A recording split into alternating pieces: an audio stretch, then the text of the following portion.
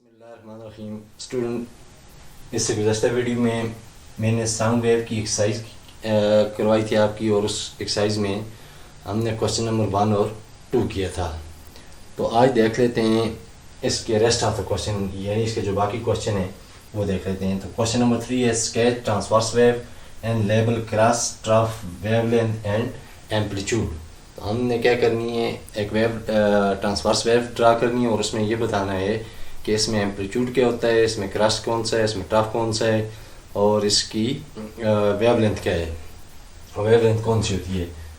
तो ये यहाँ मैंने ड्रा किया जी, वेवलेंथ ट्रांसवर्स वेव ड्रा कर रहा हूँ।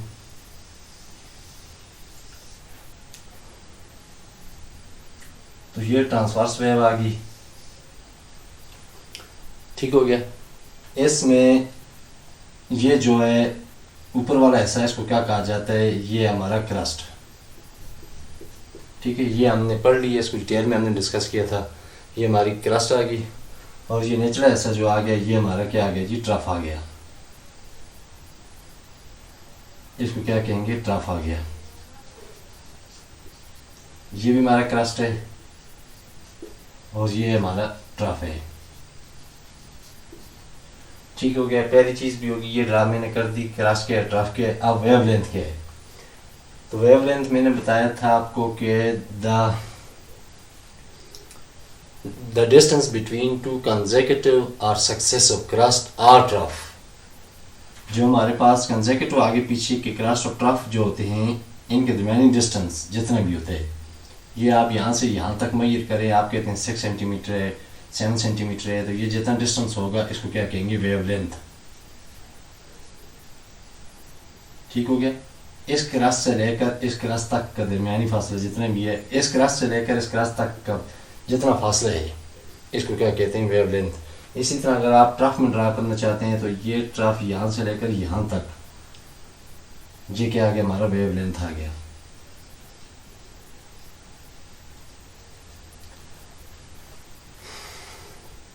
वेवलेंथ भी होगी। और एम्पलीट्यूड, एम्पलीट्यूड मैंने आपको क्या बताया था कि एम्पलीट्यूड क्या होता है, the maximum distance of a crest और maximum distance of a trough. एक क्रस्ट कितना ऊंचा है या एक ट्रफ कितना ऊंचा है या एक क्रस्ट कितना ऊंचा है, उसको क्या कहा जाता है, एम्पलीट्यूड कहा जाता है। तो ये क्या आ गया, एम्पलीट्यूड, ठीक हो गया भाई। और ये मैंने क्या ड्रा किया था, आपको क्या कहा था, ये क्रस्ट है, ये हमारा क्रस्ट आ गया, ये हमारा क्या आ गया, ट्रफ आ गया।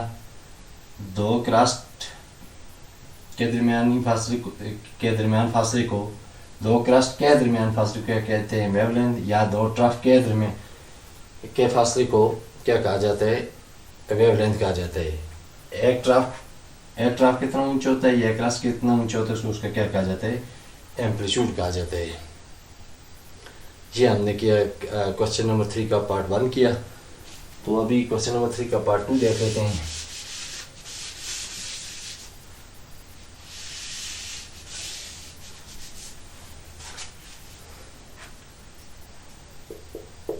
पार्ट 2 क्या कह रहा है जी, पार्ट 2 में है हमारे पास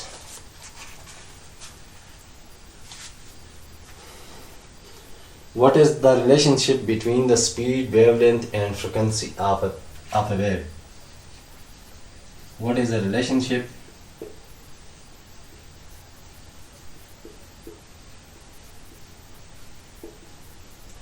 between किस के दरमियान में जी, between speed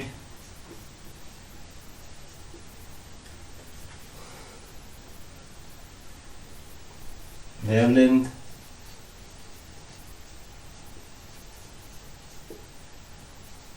and frequency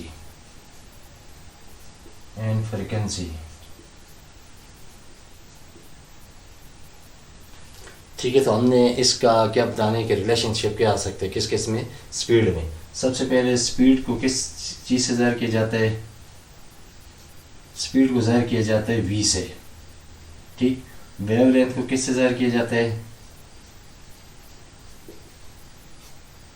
lambda से। और तीसरी चीज़ क्या है, फ्रिक्वेंसी को किससे ज़ाहिर किया जाता है, तो फ्रिक्वेंसी से को ज़ाहिर किया जाता है एफ से।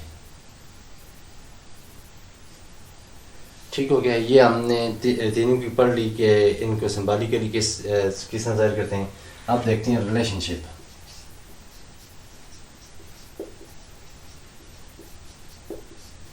रिलेशनशिप बिटवीन स्पीड में सिर्फ क्या करता हूँ कि उनको किससे ज़ाहिर किया जाता है, डिनोशन या किससे ज़ाहिर किया जाता है वो लिखता हूँ स्पीड।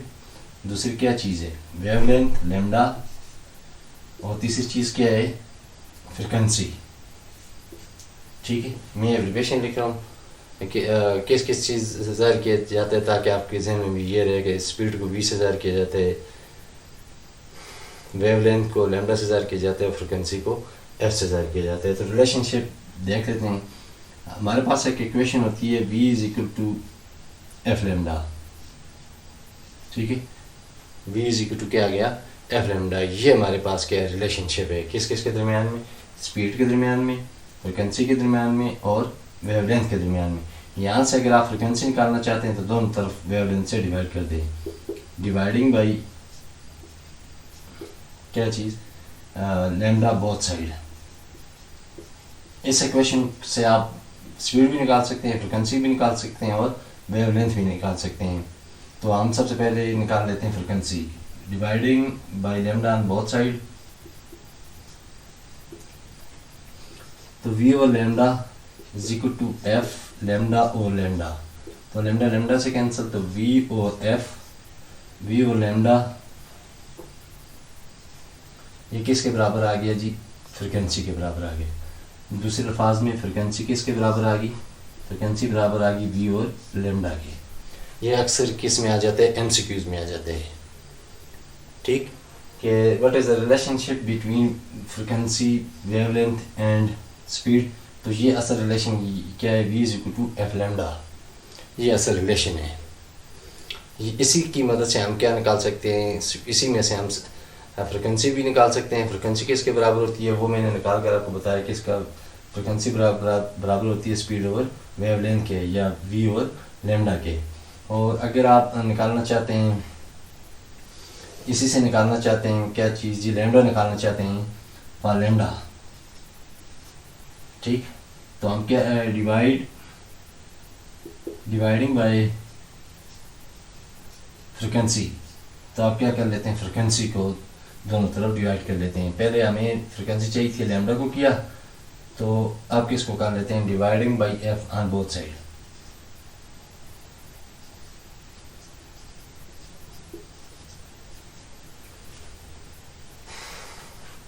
तो जब हमने डिवाइड किया तो हमें क्या मिला जी, असल क्या है, v is equal to f lambda है। तो दोनों तरफ फ्रिक्वेंसी से डिवाइड किया, v और f इज इक्वल टू क्या बच जाएगा, लैम्डा। तो ये हमारे पास इक्वेशन आएगी लैम्डा की। ये लैम्डा किसके बराबर है, लैम्डा किसके बराबर आ गया हमारे पास, ये लैम्डा बराबर आ गया स्पीड ओवर फ्रिक्वेंसी के। लैम्डा बराबर आ गया जी स्पीड ओवर फ्रिक्वेंसी के। तो ये हमारे पास बेसिक रिलेशन ये है, ये हमारा बेसिक रिलेशन है। इस रिलेशन की मदद से हम फ्रिक्वेंसी भी निकाल सकते हैं, वेव लेंथ भी निकाल सकते हैं। तो ये आ गया पार्ट सेकंड हो गया हमारे पास। तो पार्ट 3 देख लेते हैं, पार्ट 3 क्या कह रहे हैं। पार्ट 3 में है जी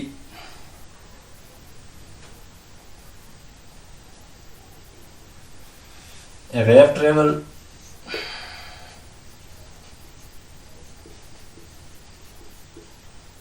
at a speed of a wave travel at a speed of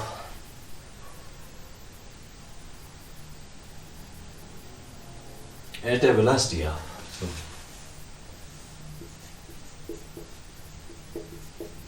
at a velocity of कितने जी 40 centimetre per second, 40 centimetre per second,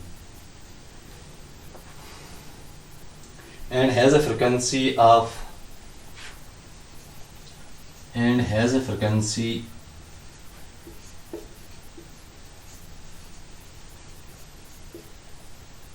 3.5 hertz. ठीक, what is its wavelength? What is its wavelength?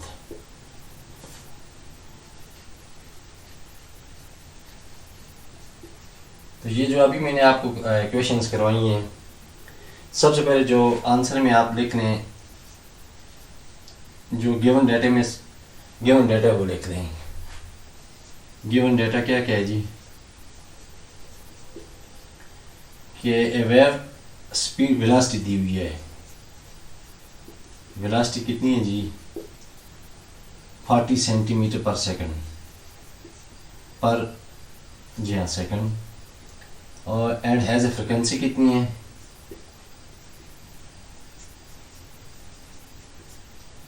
Frequency बराबर है 3.5 hertz. और what is unknown wavelength?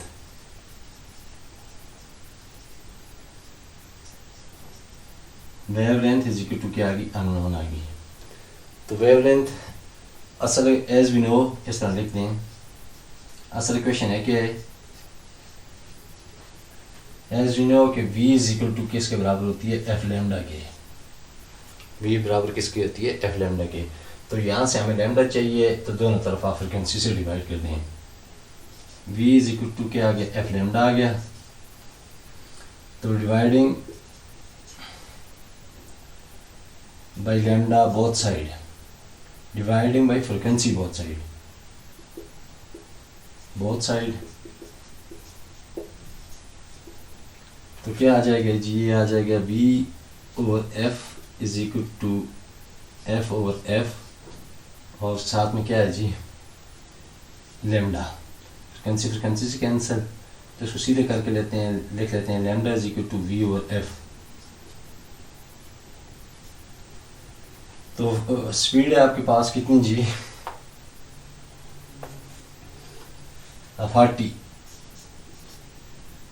ठीक centimetre है पर second है। और दूसरा क्या है जी? फ्रिक्वेंसी है 3.5 हर्ट्ज। अब यहाँ आपने एक चीज़ नोट करनी है कि फ्रिक्वेंसी एक्चुअल दे दी है हर्ट्ज, और ये जो हमारे पास दे दी है स्पीड, ये वो सेंटीमीटर पर सेंटीमीटर में दे दी है। तो इसको मीटर में लाएंगे। इसको मीटर में लाने के लिए आप क्या कर लें? डिवाइडेड बाई 100 कर लें। ठीक, डिवाइड नीचे क्या आ जाएगा? 3.5। तो इसको कैंसिल करके आ गया जी हमारे पास। जब हमने इन दोनों को कैंसिल अप किया तो हमारे पास क्या आया? यानी हमने किस किस को डिवाइड किया? 40 और 100 को डिवाइड किया तो 0.4 आ गया। डिवाइडेड बाई किया बात के नीचे 3.5। जब इन दोनों को डिवाइड किया तो हमारे पास क्या है जी? ये आ रहा है जी 0.114। और क्या है? लैम्डा। तो लैम्डा की यूनिट क्या होते हैं? मीटर। तो ये बहरहाल इसको कहते हैं फिजिक्स में न्यूमेरिकल हैं। सिर्फ आपने इसको थोड़ी कोशिश करनी है कि ये किस तरह, सिर्फ ये याद रखना है कि डाटा कैसे लिखते हैं। डाटा लिखने के बाद इक्वेशन कौन सी है? v equal to f lambda. Equation लिखने के बाद आप ये नोट करेंगे कि इसमें आपको क्या चीज़ चाहिए। जो चीज़ चाहिए, तो यहाँ से हमें लैम्डा चाहिए था, फ्रिक्वेंसी हमें नहीं चाहिए थी, फ्रिक्वेंसी गिवन थी। तो जो चीज़ रिक्वायर्ड न हो तो उसको दोनों तरफ डिवाइड कर देते हैं। तो मैंने फ्रिक्वेंसी से दोनों तरफ डिवाइड कर दिया, तो मुझे क्वेश्चन क्या मिल गई? Lambda is equal to v और f। अब यहाँ पर आपने सिर्फ ये देखना है कि ये जो 7 सेंटीमीटर दे दिया है हर्ज, एक्चुअली यूनिट असल यूनिट हर्ज दे दिए हैं, लेकिन से मीटर की जगह क्या दे दिए? सेंटीमीटर। तो चूंकि सेंटीमीटर छोटी क्वांटिटी है, मीटर बड़ी क्वांटिटी है, जब भी छोटी क्वांटिटी को बड़ी क्वांटिटी से में लाना हो तो हमेशा डिवाइड करते हैं। तो 1 मीटर में 100 सेंटीमीटर होते हैं, तो हमने क्या कर दिया? 100 से दोनों तरफ 100 से डिवाइड कर दिया ताकि हमारा सेंटीमीटर से किस में आ जाए? मीटर में आ जाए। तो इन दोनों को कैंसिल किया। मैंने 40 और किसको 100 को 100 कैंसिल, तो आपके पास बच गया 4 और 10। अब इसको करें तो 2 जार तो 5 जार, अब बच गया 2 और 5। इन दोनों को डिवाइड किया तो ये हमारे पास आ गया 0.4। तो ये मैंने इस तरीक़े से किया था। अब इन दोनों को आप कैलकुलेटर पर डिवाइड कर दें तो 0.1432 ऐसा कुछ आ रहा है, तो हमने मुख्तसरन 0.14 ले लिया। ये किया हमने क्वेश्चन नंबर 3 का पार्ट 3 किया। अब आगे पार्ट कौन सा जी कर लेते हैं 4।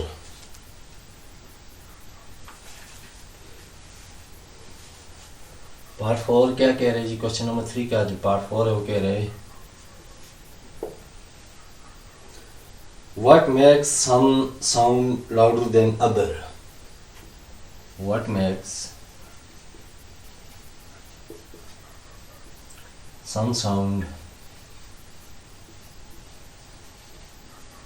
louder than other?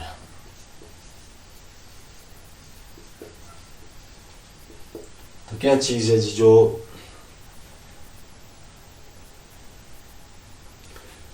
कौन सी चीज़ है जो किसी भी साउंड को लाउडर करती है किससे, दूसरों से? तो वो होते हैं एम्पलीट्यूड होते हैं, ठीक है। जितना higher the amplitude higher will be the voice या louder will be the sound, ठीक है। जितना ज़्यादा होगा अपना एम्पलीट्यूड जितना ज़्यादा होगा तो साउंड इतना लाउडर होगा। तो इसको क्या लिख लेते हैं, लाउडनेस आंसर चलेंगे इससे पहले। आंसर क्या आ गया, loudness depends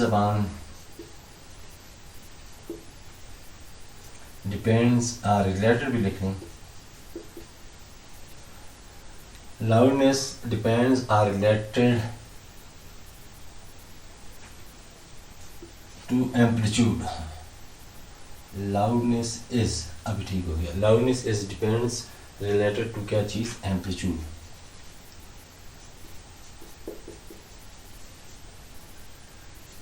ठीक, एम्पलीट्यूड ये है, एक क्रॉस कितना ऊंचा है या एक ट्रफ कितना ऊंचा है।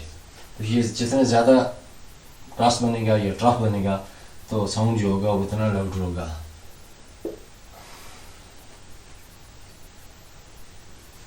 द लार्जर द एम्पलीट्यूड, ठीक है, जितना ज़्यादा एम्पलीट्यूड बड़ा होगा, द लार्जर द एम्पलीट्यूड यानी क्रॉस या ट्रफ जितने ज़्यादा होगा, द लार्जर द एम्पलीट्यूड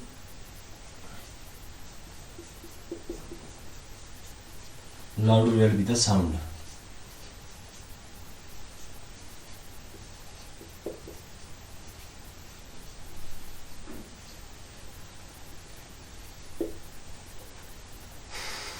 ठीक हो गया। तो किसी भी साउंड की जो लाउडनेस है वो किस पर डिपेंड करती है, वो एम्पलीट्यूड पर डिपेंड करती है। जितना ज़्यादा एम्पलीट्यूड होगा इतना ज़्यादा हमारा क्या होगा, इतनी हमारी जो साउंड है इतना वो होगा, लाउड होगा। ये 4 हो गया।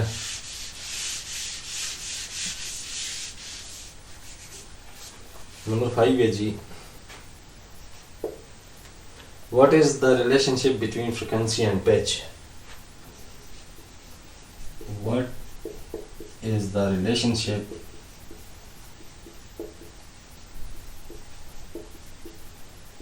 Between pitch and frequency?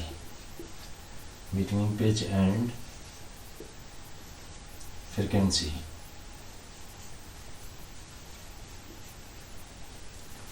तो क्या रिलेशनशिप है जी, जो पिच है ये डिपेंड करती है किस पर, फ्रीक्वेंसी पर। आंसर क्या आ गया, pitch depends upon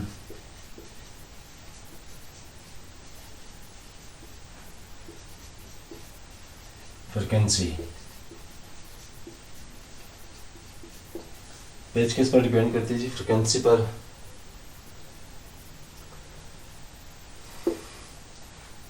pitch and frequency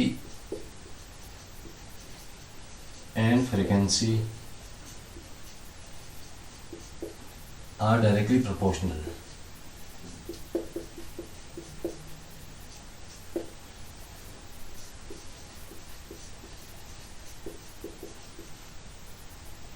directly proportional to each other।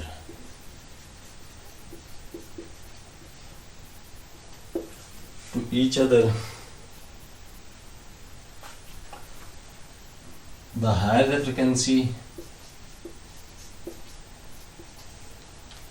the higher the frequency,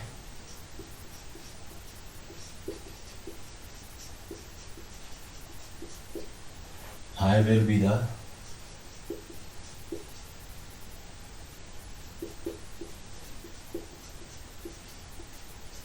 pitch. ठीक हो गया, तो ये रिलेशन है। ठीक है बॉयज, क्या है, pitch depends upon frequency. Pitch जो है किस पर डिपेंड करती है, फ्रिक्वेंसी पर। Pitch and frequencies are directly proportional to each other. Directly proportional का मतलब है अगर एक चीज़ को बढ़ाएं तो दूसरी बढ़ जाए, ठीक, या एक चीज़ को कम करें तो दूसरी भी क्या वो कम हो जाए। फिर ज़्यादा ये है कि एक चीज़ अगर बढ़े तो दूसरी वाली भी क्या वो बढ़े। अगर एक तरफ 1 किलो है तो दूसरी तरफ 2 किलो हो जाए, इधर 4 किलो है इधर 8 किलो हो जाए। तो इस तरह एक चीज़ के बढ़ाने से अगर दूसरी चीज़ क्या हो बढ़ जाए तो वो होती है क्या चीज़, डायरेक्टली प्रोपोर्शनल।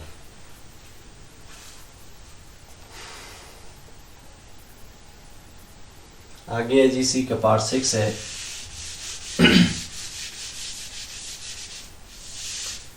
पार्ट 6 में कहा जा रहा है जी how does sound travel, how does sound travel.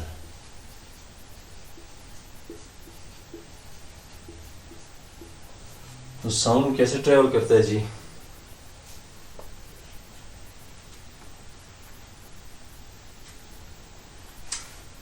इसका आंसर क्या है जी, sound from the vibrating body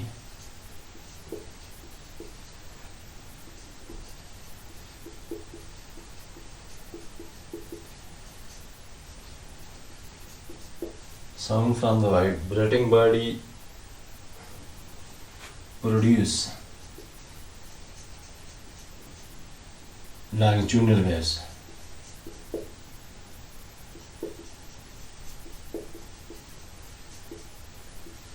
तो ये लॉन्गिट्यूडनल वेव्स प्रोड्यूस करता है वाइब्रेटिंग बॉडी में।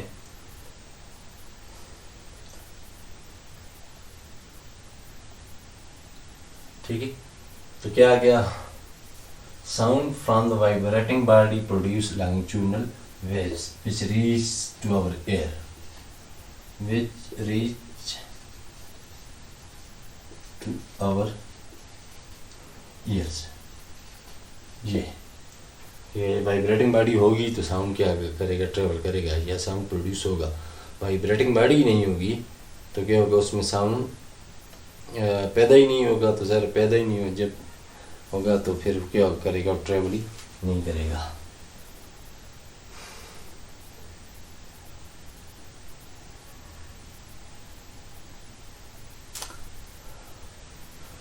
आगे बॉयज क्वेश्चन नंबर 4 है। ये हमने क्वेश्चन नंबर 3 के 6 पार्ट किया है। क्वेश्चन नंबर क्या है जी, 4 है। क्वेश्चन नंबर 4 में कह रहे हैं जी compare the transverse and longitudinal waves. तो हमने क्या करने हैं, कंपेयर करने हैं ट्रांसवर्स और लॉन्गिट्यूडनल वेव्स को कंपेयर करने हैं। चलें इसको देख लेते हैं।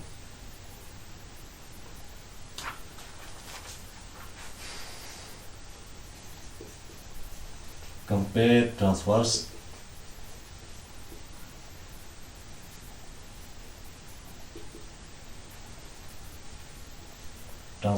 And longitudinal waves.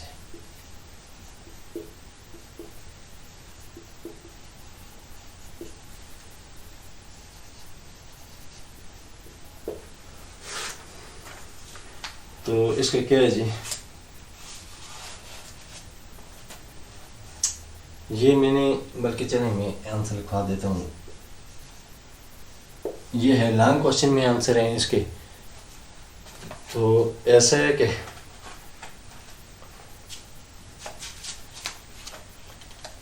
बजाय इनको मैं तो लिखूँ तो क्या होगा, ज़्यादा टाइम टेकन हो जाएगा, ज़्यादा टाइम लग जाएगा। तो इससे बेहतर है कि ये क्वेश्चन जो है मैं आपको क्या कर लूँगा, पिछले यूनिट जिस तरह पिछले यूनिट के किए थे आपको व्हाट्सअप कर दिए थे। तो शॉर्ट क्वेश्चन चले मैंने लिखा दिया आपको। तो जो पिछले यूनिट के जैसा मैंने आपको कर दिए थे, व्हाट्सअप कर दिए थे, तो जो इसके जो आगे चूँकि क्वेश्चन नंबर 6, 7, 8 जो है ये लॉन्ग क्वेश्चन है, तो एक एक क्वेश्चन ये कम से कम 15 से 20 मिनट ले लेगा लिखने में, तो वो मैं क्या कर दूँगा, आपको व्हाट्सअप कर दूँगा। ठीक है, तो बस ये हमने कर दिया। अब रह गए इसके क्या रह गए, MCQs रह गए जो एडिशन में आपने सर आता था।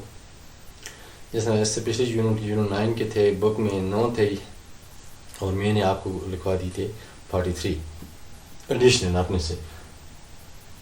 तो इसकी भी इंशाल्लाह आप नेक्स्ट जो आ रही है, नेक्स्ट जो एक्सरसाइज है उसमें क्या करवाऊँगा आपको, इसके MCQs करवाऊँगा इंशाल्लाह। ठीक है, तो नेक्स्ट वीडियो तक अपना ख्याल रखिए, तो मिलते हैं आपसे नेक्स्ट वीडियो में। अल्लाह हाफ़िज़।